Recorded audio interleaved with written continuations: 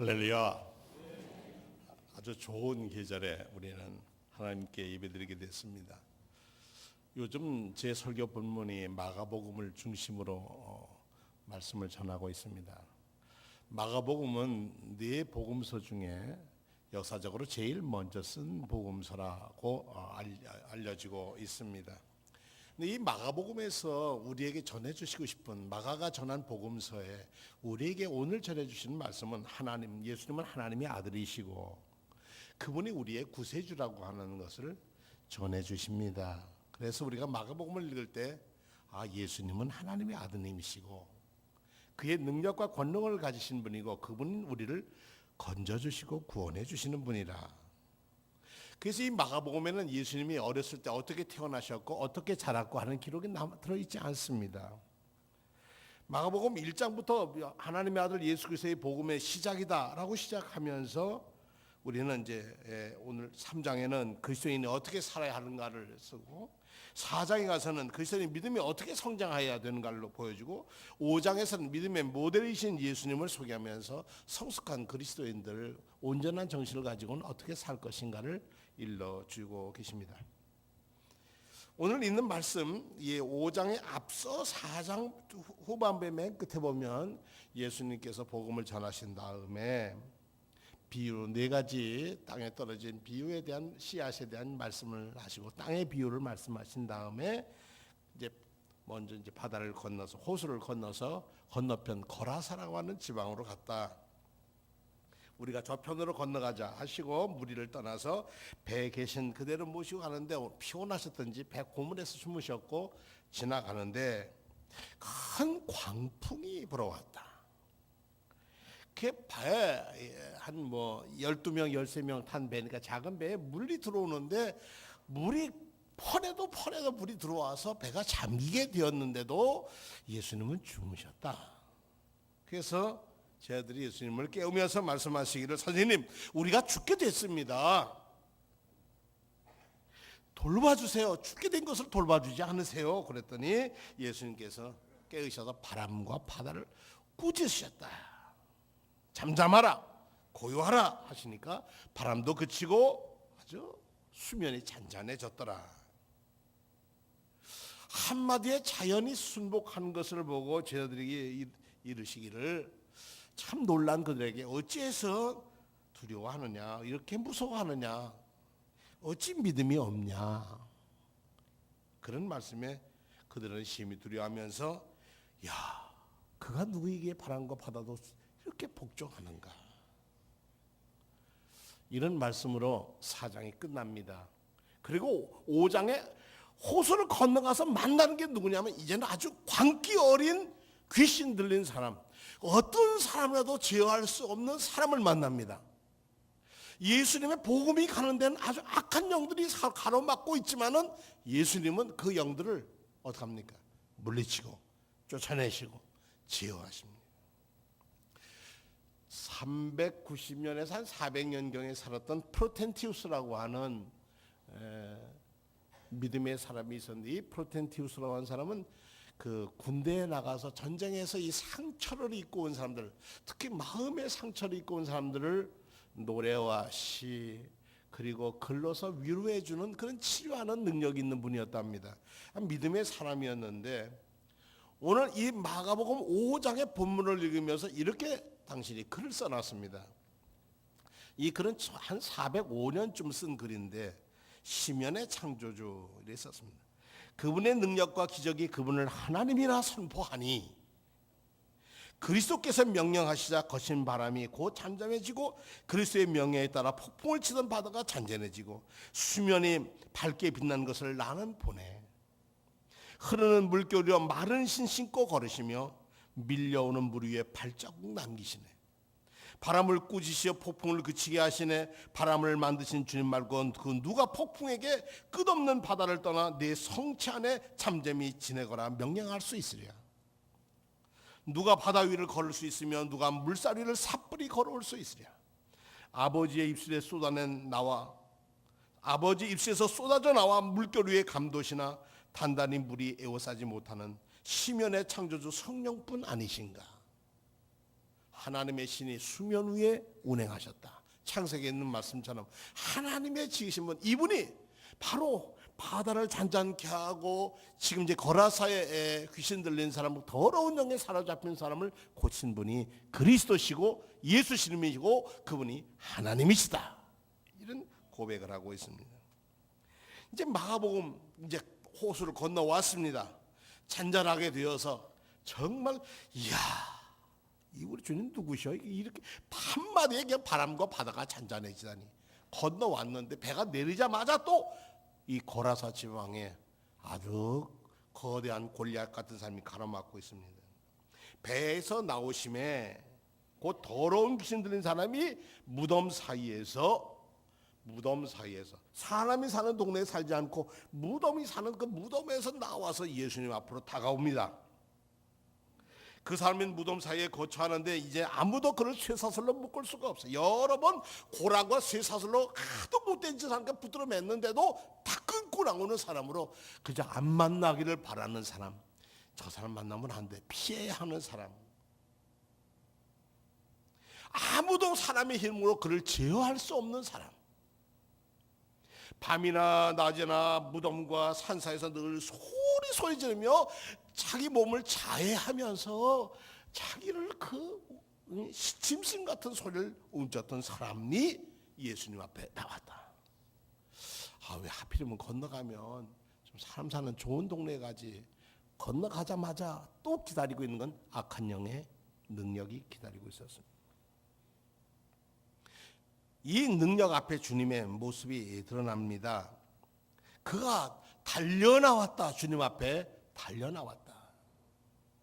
아마 제자들도 참 두려웠을 겁니다. 사실 한 사람이 거듭나고 한 사람이 새로워지고 한 사람이 변화되기 위해서는 산고를 겪어야 합니다. 거저 은혜 받고 거저 변하는 사람이 어디 있습니까? 한 생명이 태어나기 위해서는, 우리도 주 안에 거듭나기 위해서는 우리가 버려야 할 것, 끊어야 할 것, 변화해야 할 것, 여러 가지 아픔을 겪고 나서 우리는 새 사람이 됩니다. 좋은 땅에 뿌려진 씨앗이 많은 열매를 맺듯이 그 한 알이 썩어지는 고통 없이는 새 생명이 자랄 수가 없지요. 새 생명을 위해서 죽어야 하듯이 제물을 위해 제사상에 올라가기 위하여 그 죽어야 하듯이 예수께서는 십자가에서 당신의 목숨, 삶을 내놓으시고 우리를 구원하셨습니다. 제자들은 이 풍랑 있는 호수를 말씀으로 잔잔케 하신 스승 예수님의 능력에 놀라서 그냥 벅찬 가슴에 그걸 내렸는데 앞에 마주치는 이 광기 어린 악한 영에 시들린 사람과 이거 어떻게 되는가 무척 긴장하며 바라보게 됐습니다. 성경은 이렇게 써 있습니다. 밤낮 무덤 사이에서 소리 지르고 자기 몸을 자해하고 도저히 어찌할 수 없는 그 사람, 그가 멀리서 예수를 보고 달려와 절하며, 달려와 그 다음엔 엎드려졌어요. 절하며. 대드는 게 아니에요. 꼬꾸라졌어요. 큰 소리로 부르짖어 이르되 지극히 높으신 하나님의 아들 예수여, 나와 당신이 무슨 상관이 있나이까? 원컨대 하나님 앞에 맹세하고 나를 괴롭게 하지 마십시오. 나를 망하뜨리려고 왔습니까? 이는 예수께서 이미 그 앞에 있는 보았어요. 보고 그에게 이르시기를 귀신아 그 사람에게서 나와라 하고 명령하셨다. 이미 명령하셨다. 악한 영이 온 사람이 와서 문제가 해결하느냐, 이미 보시고 먼저 악한 영을 결박하셨어. 그리고 묻습니다. 내 이름이 뭐냐? 이럴 때 내 이름은 군대니 우리가 많음입니다. 마가복음을 읽으면서 우리에게 주시는 말씀이 그러합니다. 예수님께서는 나병 환자를 만나면 그에게 손을 대시면서 내가 원하노니 깨끗함을 받으라 하시고, 회당에 들어가셨는데 회당에 예배드리러 온 사람 중에 악령이 들린 사람이 있었는데 그 사람을 제어하셔서 사람 되게 하시고, 돌풍이 있는 호수 위에서 말씀으로 바다와 물결을 잔잔하게 하시고, 악한 영에 시달려 사는 사람, 사람이 아니라 짐승처럼 사는 사람을 온전한 사람으로 만드시는 모든 묶인 것에서 자유하게 하시고 망가진 것을 회복시켜 주시고 사람을 하나님의 자녀답게 살게 하시는 그분이 하나님의 아드님 예수, 그분은 그리스도라는 것을 마가복음은 2000년이 지난 오늘에도 우리에게 말씀하고 계십니다. 바로 우리의 삶이 묶여 사는 삶, 근심, 걱정, 사는 게 아니야. 이건 내가 사는 게 아니야. 그저 희망도 없고 절망한 이런 황에서 악한 영이 근심, 염려, 걱정이 우리를 꽉 붙들어 매서 고개조차 숨쉬기조차 힘든 우리에게도 복음을 읽으면 하나님의 말씀에 미리 주님은 달려오는 그를 먼저 보시고 그 속에서 악한 영을 결박하셨다. 이 역사가 오늘 지금 여기서 일어나기를 축원합니다. 나사렛 예수의 영이 우리의 묶인 영혼, 우리 멀쩡히 집에서 다 살고 있는데 우리가 무덤에 살지 않아요. 그런데 우리의 삶이 희망이 없으면 죽음의 무덤이에요. 이 걱정 저 걱정이 하도 많아서 군대처럼 염려 근심이 엉켜서 우리를 묶여 붙들고 있어요. 그 붙든 우리를 해방시키시는 분, 우울증에서 우리를 풀어주시는 분, 잃어버린 모든 것을 회복시켜 주시는 분이 나사렛 예수 그리스도임을 믿으시면 아멘 하시기 바랍니다. 그분이 우리의 희망이십니다. 시편 119편 71절에 보면 고난당하는 것이 내게 유익이라 이런 말미암아 내가 주의 율례를 배우게 되었나이다 이렇게 고백을 합니다. 큰 시험을 겪고 나서 그는 하나님의 사랑이었구나, 그때는 그렇게 힘들었는데 지나고 보니 이게 하나님의 은총이었구나 이렇게 고백한다는 겁니다. 다윗도 그가 참여하는 시를 51편, 52편을 통해 보면 그가 부끄러운 것을 회개하는 참회의 시를 씁니다. 오후 예배 때 그것을 말씀드리려고 합니다. 하나님의 말씀이 우리에게 들어오면 어떤 일이 벌어지는가? 계시록 10장 9절에서 10절 한번 찾아보시겠습니다. 요한계시록 10장 9절에서 10절.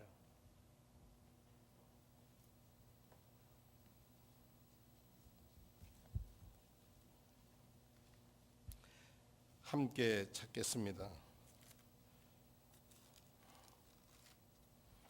요한계시록 10장 9절 찾으셨습니까? 함께 읽겠습니다. 내가 천사에게 나가 작은 두루마리를 달라 한즉 천사가 이르되 갖다 먹어 버리라. 내 배에는 쓰나 내 입에는 꿀같이 달리라 하거늘 내가 천사의 손에서 작은 두루마리를 갖다 먹어 버리니 내 입에는 꿀같이 다나 먹은 후에 내 뱃속에는 쓰게 되었느니라. 아멘. 이 뱃속에서 쓰다는 게 뭘까? 쓴 것은 입맛은 이건데 이게 무슨 뱃속에서 쓰나? 그것은 속쓰리다는 얘기. 말씀을 먹을 때는 아멘 했는데 그 말씀을 되새기고 위에서는 소화시키는 곳인데 하나님의 말씀을, 진리의 말씀을 받았는데 아멘 그래요. 근데 내 속에 위에 소화하려고 내 삶에 적용하려고 보니까 이건 쓰라린 거예요. 왜냐하면 내 병든 영혼, 내 병든 생활이 그렇게 놔두니 말씀이 들어가면 그 속에서 쓰더라 하는 말은 속쓰림이더라. 스토마치 소라고 썼어요. 생명의 말씀이 우리에게 다가올 때 그 말씀은 병든 영혼을 고치시는 줄로 믿습니다. 영혼이 고쳐야 삶이 고쳐집니다. 사랑하는 자여 내 영혼이 잘됨 같이 내가 범사에 잘되고 강건하기를 내가 간구하노라. 내가 너희에 대한 소식을 들었는데 너희가 진리 안에서 행한다니 내가 기뻐하노라. 요한 사도는 그렇게 말씀하셨어요. 요한 1서에 보면 요한계시록에 들어가면 1장 3절에 이 예언의 말씀, 두루마리에 적힌 예언의 말씀을 읽는 자와 듣는 자와 그 가운데 기록한 것을 지키는 자가 복이 있나니 때가 갔다. 참된 복의 행복은 속쓰림과 자기 뒤집어짐과 자기 아픔, 자기가 묶여있는 것에서 해방될 때에 참 사람이 되고 행복하다는 겁니다. 이런 속쓰림, 영적인 고통을 겪었던 사람이 바울 사도였습니다. 그런 율법에 아주 매여 살던 사람이었습니다. 율법을 해하는 어떤 것과도 그는 싸울 수 있는 사람이었고 나사렛 예수의 파도를 없애려고 얼마나 애를 썼는지 모릅니다. 그러나 그가 예수 그리스도를 다메섹 도상에서 만난 이후에 로마서 7장에 보면 내가 원하는 바 성은 행하지 아니하고 도리어 원하지 않는 바 악을 행하는도다. 만일 내가 원하지 않는 그것을 하면 이 일을 행하는 것은 내가 아니요 내 속에 거하는 죄다. 죄가 나를 이렇게 괴롭히고 있다. 하나님의 말씀이 들어가니까 복음을 깨닫게 되니까 죄가 무엇인지 보이더라. 나는 곤고한 사람입니다. 누가 이 사망의 몸에서 나를 건져내겠습니까? 죽을 지경이라는 거예요.